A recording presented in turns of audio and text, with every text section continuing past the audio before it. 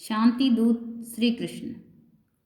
शांति की बातचीत करने के उद्देश्य से जो श्री कृष्ण हस्तिनापुर गए, उनके साथ सत्यकेय भी गए थे। रास्ते में कुशल स्थल नामक स्थान में वह एक रात आराम करने के लिए ठहरे। हस्तिनापुर में जब ये खबर पहुंची कि श्री कृष्ण जो है पांडवों की ओर से दूत बनकर संधि बात चर्चा के लिए आ रहे हैं, तो धृतराष्ट्र ने आज्ञा दी कि नगर को खूब सजाया जाए। पूर्ववासियों ने द्वारकाधीश की खूब धूमधाम से तैयारी की। दुशासन का भवन दुर्योधन के भवन से ज्यादा ऊंचा और सुंदर था, इसलिए धृतराष्ट्र ने आज्ञा दी कि उसी भवन में श्री कृष्ण को ठहराने का प्रबंध किया जाए। श्री कृष्ण हस्तिनापुर पहुंच गए। पहले श्री कृष्ण धृतराष्ट्र के भवन में गए, फिर धृतराष्ट्र से विदा लेकर वह विदुर के भवन में गए। कुंती वहीं कृष्ण के इंतजार में बैठी थी। श्री कृष्ण को देखते ही उन्हें अपने पुत्रों का याद हो आई। श्री कृष्ण ने उन्हें मीठे वचनों से तसल्ली दी और उनसे विदा लेकर दुर्योधन के भवन में चले गए। दुर्योधन ने श्री कृष्ण का शानदार स्वागत किया और उचित आदर सत्कार करके भोजन का न्योता दिया। श्री कृष्ण ने कहा, राजन, जिस उद्देश्य को लेकर मैं आया हूँ वह पूरा हो जाए तब मुझे भोजन का न्योता देना ठीक होगा। यह कहकर वे विदुर के यहाँ चले गए और वहां भोजन करके विश्राम किया। इसके बाद श्री कृष्ण और विदुर में आगे के कार्यक्रमों के बारे में सलाह हुई। विदुर ने कहा, उनकी सभा में आपका जाना भी ठीक नहीं है। दुर्योधन आदि के स्वभाव से जो भी परिचित थे उनका भी यही कहना था कि वे लोग कोई ना कोई कुछ रच कर श्री कृष्ण के प्राणों तक को हानि पहुंचाने की कोशिश करेंगे। विदुर की बातें ध्यान से सुनने के बाद श्री कृष्ण बोले, मेरे प्राणों की चिंता आप मत करो।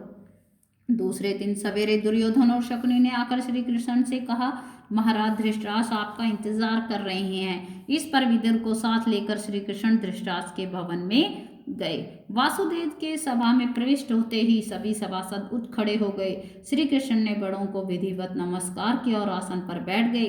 राजदूत एवं सम्रांत अतिथि से उनका स्वागत किया गया। इसके बाद श्री कृष्ण उठे और पांडवों की मांग सभा के सामने रखी। फिर वो धृतराष्ट्र की ओर देखकर बोले, राजन, पांडव शांति प्रिय हैं, परंतु साथ ही साथ यह भी समझ लीजिए कि वे युद्ध के लिए भी तैयार हैं। पांडव आपको पिता स्वरूप मानते हैं। ऐसा उपाय करें जिससे आप भाग्यशाली बने। ये सुनकर धृतराष्ट्र ने कहा, सभासदों, मैं भी यही चाहता हूँ जो श्री कृष्ण को प्रिय है। इस पर श्री कृष्ण दुर्योधन से बोले, मैं इतना ही कहना चाहता हूँ कि पांडवों का आधा राज्य लौटा दो और उनके साथ संधि कर लो। यदि ये बात तुम्हें स्वीकार हो गई तो खुद पांडव तुम्हें युवराज और धृतराष्ट्र को महाराज के रूप में आसानी से स्वीकार कर लेंगे। भीष्म और द्रोण ने भी दुर्योधन को बहुत समझाया, फिर भी दुर्योधन ने अपनी जिद नहीं छोड़ी। वो श्री कृष्ण का प्रस्ताव स्वीकार करने पर राजी नहीं हुए। धृतराष्ट्र ने दोबारा पुत्रों से आग्रह किया कि श्री कृष्ण का प्रस्ताव मान लो, नहीं तो कुल का सर्वनाश हो जाएगा। दुर्योधन ने अपने आप को निर्दोष सिद्ध करने की जो कोशिश की थी उससे श्री कृष्ण को हंसी आ गई। तभी श्री कृष्ण ने दुर्योधन को उन सब अत्याचारों का विस्तार से याद दिलाया जो उसने पांडवों पर किए थे। भीष्म, द्रोण आदि प्रमुख वृद्धों ने भी श्री कृष्ण के इस वक्तव्य का समर्थन किया। ये देखकर दुशासन गुस्सा हो उठा और दुर्योधन से बोला, भाई, मालूम होता है ये लोग आपको कैद करके कहीं पांडवों के हवाले ना कर दे, इसलिए चलिए यहाँ से निकल चले। इस पर दुर्योधन उठा और अपने भाइयों के साथ सभा से बाहर चला गया। इसी बीच धृतराष्ट्र ने विदुर से कहा, तुम जरा गांधारी को सभा में ले आओ। उसकी समझ बहुत स्पष्ट है और वह बहुत दूर की सोच सकती है, हो सकता है उसकी बातें दुर्योधन मान ले। ये सुनकर विदुर ने सेवकों को आज्ञा देकर गांधारी को बल्लाने के लिए भेज दिया। गांधारी भी सभा में आई और धृतराष्ट्र ने दुर्योधन को भी सभा में दोबारा से बुलाया। दुर्योधन सभा में वापस आया। गुस्से के कारण उसकी आंखें लाल हो रही थी। गांधार ने भी उसे कई तरह से समझाया, परंतु दुर्योधन ये बातें मानने वाला कब था। अपनी माँ को भी उसने मना कर दिया और दोबारा सभा से निकलकर चला गया। बाहर जाकर दुर्योधन ने अपने साथियों के साथ मिलकर एक षड्यंत्र रचा और राजदूत श्री कृष्ण को पकड़ने की कोशिश की। श्री कृष्ण ने पहले ही से इन बातों की कल्पना कर ली थी। दुर्योधन की यह कोशिश देखकर वो हंस पड़े। श्री कृष्ण उठे, सात्यकी और विदुर उनके दोनों ओर हो गए। जब सभासदों से विधिवत आज्ञा ली, सभा से चलकर सीधे वे कुंती के पास पहुंचे और उनको सभा का सारा हाल कह सुनाया। कुंती बोली, हे कृष्ण, अब तुम ही मेरे पुत्रों के रक्षक हो। श्री कृष्ण रथ पर आरूढ़ होकर प्लवय की ओर तेजी से रवाना हो गए। युद्ध अब जरूरी हो गया था। श्री कृष्ण के हस्तिनापुर से लौटते ही शांति स्थापना की जो थोड़ी बहुत आशा थी वो भी खत्म हो गई।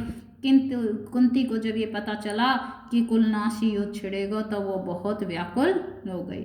चिंता के कारण आकुल हो रही कुंती अपने पुत्रों की सुरक्षा का विचार करती हुई गंगा के किनारे पहुंच गई, जहां कर्ण रोज संध्या वंदन किया करता था। मध्याह्न के बाद कर्ण का जब पूरा हुआ तो उससे यह जानकर असीम आश्चर्य हुआ कि महाराज पांडु की पत्नी और पांडवों की माता कुंती ही उसका उत्तरीय सिर पर लिए खड़ी है। कर्ण ने शिष्टापूर्वक अभिवादन करके कहा, आज्ञा दीजिए, मैं आपकी क्या सेवा करूं। कुंती ने गदगद स्वर में कहा, कर्ण, यह न समझो कि तुम केवल सूत पुत्र ही हो। न तो राधा तुम्हारी माँ है, न अधीरथ तुम्हारे पिता हैं। तुम्हें जानना चाहिए कि राजकुमारी प्रथा की कोख से तुम उत्पन्न हुए थे। तुम सूर्य के अंश हो। थोड़ा सुस्ताने के बाद वह फिर बोली, बेटा, दुर्योधन के पक्ष में होकर तुम अपने भाइयों से ही शत्रुता कर रहे हो। धृतराष्ट्र के लड़कों के आश्रित रहना तुम्हारे लिए अपमान की बात है। तुम अर्जुन के साथ मिल जाओ, वीरता से लड़ो और राज्य प्राप्त करो। वे भी तुम्हारे अधीन रहेंगे और तुम उनसे घिरे हुए प्रकाशमान होगे। कर्ण माता कुंती का यह अनुरोध सुनकर बोला, माँ, इस समय मैं दुर्योधन का साथ छोड़कर पांडवों की तरफ चला गया तो लोग मुझे ही कायर कहेंगे। अब जब युद्ध होना निश्चित हो गया तो मैं इसको मझधार में कैसे छोड़ जाऊं? ये तुम्हारी कैसी सलाह है? आज मेरा कर्तव्य यही है कि मैं पांडवों के विरुद्ध सारी शक्ति लगाकर लड़ूं। मैं तुमसे असत्य क्यों बोलूं? मुझे क्षमा कर दो, लेकिन हाँ, तुम्हारी भी बात एकदम व्यर्थ नहीं जाएगी।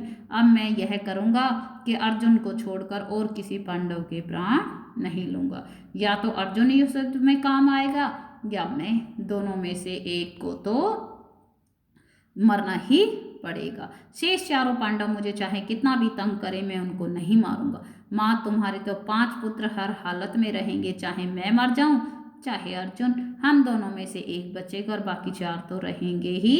तुम चिंता ना करो। अपने बड़े पुत्रों की ये सारी बातें सुनकर माता कुंती का मन बहुत विचलित हुआ, परंतु उन्होंने उसे अपने गले से लगा लिया और बोली, तुम्हारा कल्याण हो। कर्ण इस प्रकार आशीर्वाद देकर कुंती अपने महल को चली।